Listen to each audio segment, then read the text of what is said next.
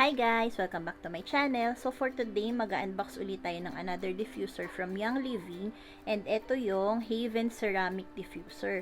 So itong diffuser na to, nirelease siya last December. Kasama siya dun sa holiday yung US. Bali, hindi siya available dito sa Philippines, kaya nakipasabay tayo sa ibang ka-member. And dumating na nga siya. So, i-unbox natin siya. So, ganito yung itsura niya. Ito yung box. Kulay, ano siya, parang blush pink yung color ng box.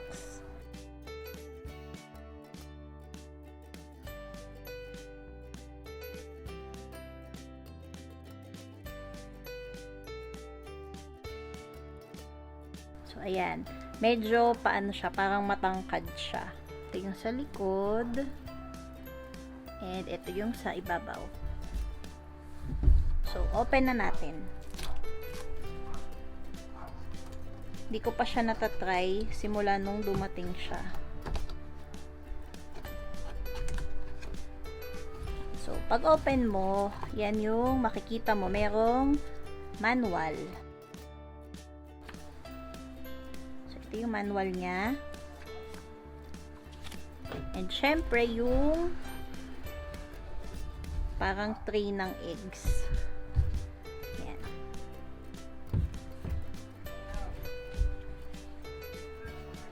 So, meron siyang parang tape. Yan, para nakaseal siya.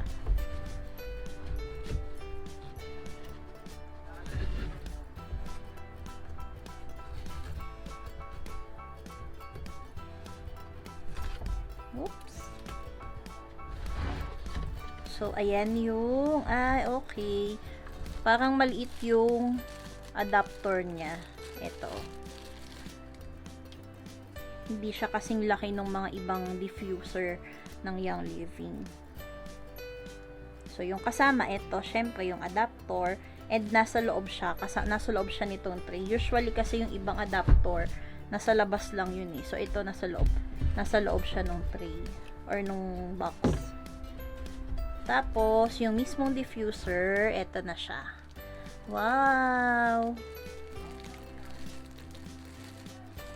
So, maliit lang siya and ano siya, babasagin.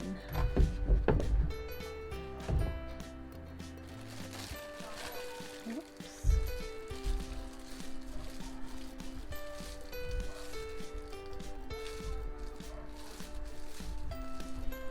Ang ganda niya. So, eto na yung Haven Diffuser. So, color white siya. And merong, yan, light. Tas on, may, parang siguro timer to. Tas may mist. So, careful lang kayo kasi ceramic nga siya ito.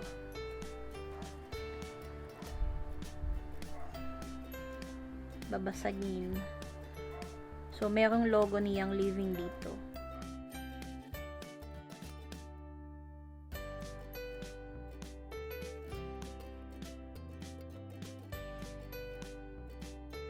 Tapos, yung mismong, ayan, paano kaya ito nilalagyan ng water?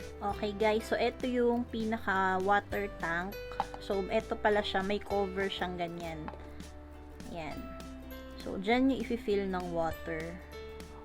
Tapos, may nakalagay dito, may naka-note, air outlet. Sa kabilang side, drain side. Ayan, so, try natin siyang gamitin. Lagyan ko lang ng water. So, ayan guys, nilagyan ko na siya ng water and magta-try tayong mag-diffuse. Bale, ito palang diffuser na to, yung kasama niyang oil is yung Christmas spirit tsaka yung vanilla. So, yan yung included dun sa set na to. So, itry natin yung vanilla. Tapos, ano guys, parang hindi ganun kadami yung pwede mong ilagay na water dito. Ayan o. Max, almost max na siya. Bango.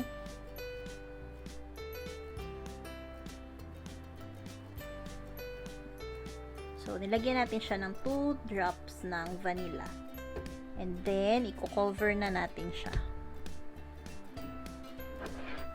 Tapos, syempre, yung saksakan niya, syempre. Lagay natin yung cover. So, ito siya, guys. Yan. Tapos, i-on na natin. Paano kaya i-on? Wait lang. So, ito yung manual. So, ito yung yung mga nakalagay yung function niya. Okay, guys. So, pag i-on nyo siya, kiklik nyo yung mist. Ayan. So, isang click. Ayan. So, one click mag-on siya.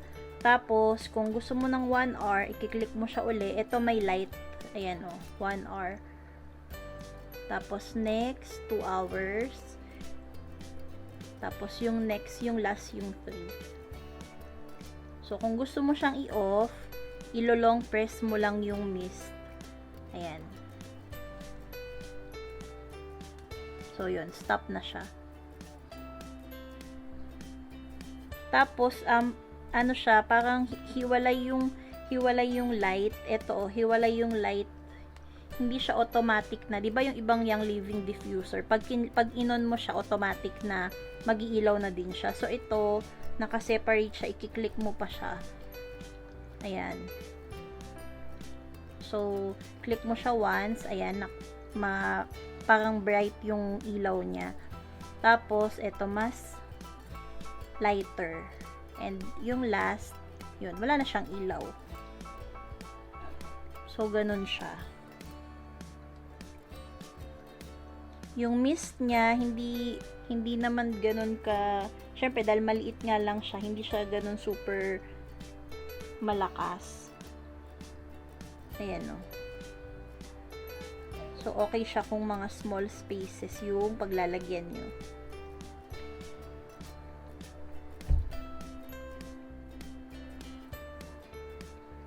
Ang ganda lang niya kasi color white and siya, ceramic siya. Yan. So, yun lang guys, yung review natin or unboxing natin for today. Thank you sa panonood nyo. Sana huwag nyo kalimutan mag-like and mag-share. Bye!